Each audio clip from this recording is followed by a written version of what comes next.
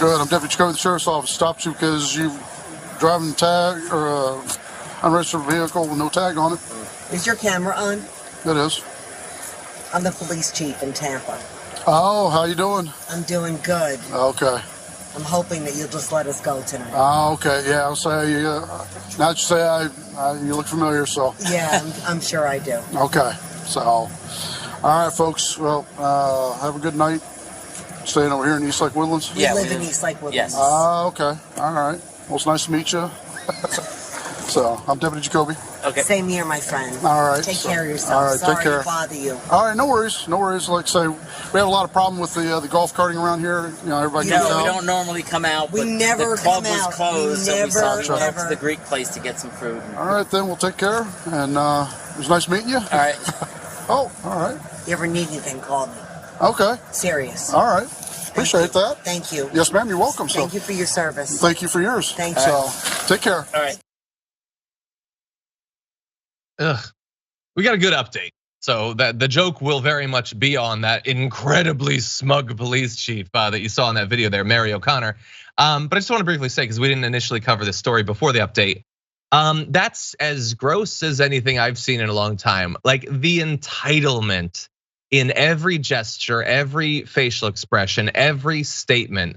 The thank you for your service. No, you're not thanking him for his service. You're thanking him for the casual corruption where people in power get away with any petty little thing that they want by asking about whether the camera's on.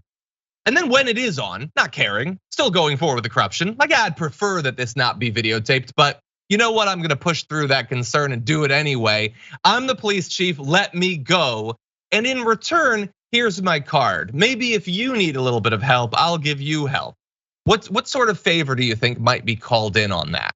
Anyway, the good update is that Mary O'Connor, pictured in that, the Tampa police chief, has resigned from her position after an internal affairs investigation. So that's good. It was videotaped, thank God, and we got consequences. That said, Elise, what do you think about what you just saw? I'm surprised that there's a resignation because that really rarely happens. When it comes to police, there's just a culture of, we stick with our buddies. But it's good to know that in this case, there was a positive ending to it. And you just have to think to at least my initial thought to myself is, how often does this happen in every single city and community in this country when it's not videotaped? PSA to everyone out there. I'm speaking for myself, but I'm probably speaking for a large majority of other officers out there. If we're driving on the freeway in our police car, get the out of the way. Get the out of the way. If you merge and we follow behind you and we merge too, you're probably in trouble.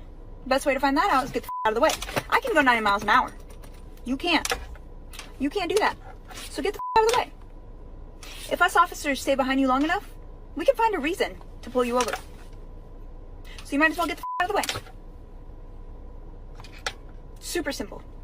That's all. You're welcome. I want to give that cop, to start off, a little bit of credit for going a solid 45 seconds without beating an innocent person. That's good. Other than that, no credit. I cannot tell you, Nina, how much I despise everything that we just saw. All of what was encapsulated in that cop.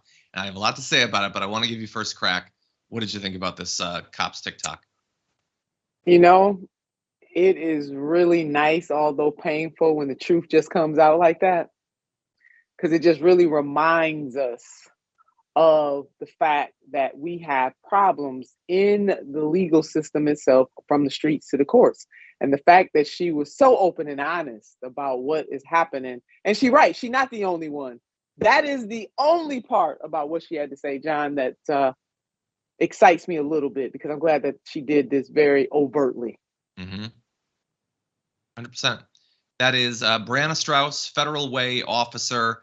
And so we're now finding out what happened to this cop. So shortly after putting up the TikTok, apparently it happened in July, there was a lot of pushback, as you can expect, and the TikTok was taken down. And then an investigation started, and we'll show you the consequences that came from that. But first of all, I just love that Breanna Straus, the officer you saw in that video, apparently describes herself on her LinkedIn resume as having excellent people skills as well as being an excellent leader. So this is a reminder, to not trust everything you read on LinkedIn.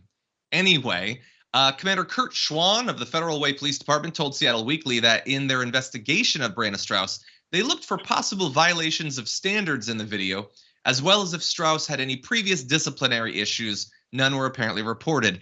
I love how official they have to be about this.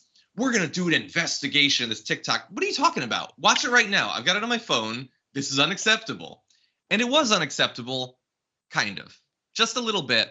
Straus received a 10-hour suspension without pay. Violations of the social media conduct and personal conduct policies, a 10-hour suspension is equal to 1 shift. So for berating and condescending the people that she's supposed to protect and serve, for indicating that she can violate the law if she wants, and if she gets annoyed by you for blocking her way, she'll find a pretense to pull you over, effectively making the law whatever she wants to be. That's a 10-hour suspension, Nina. That's amazing. The fact that what's most troubling is they found no violation of their standards. So guess what? They need some new damn standards. Now, this speaks to the culture of that police department, and people should be very, very afraid.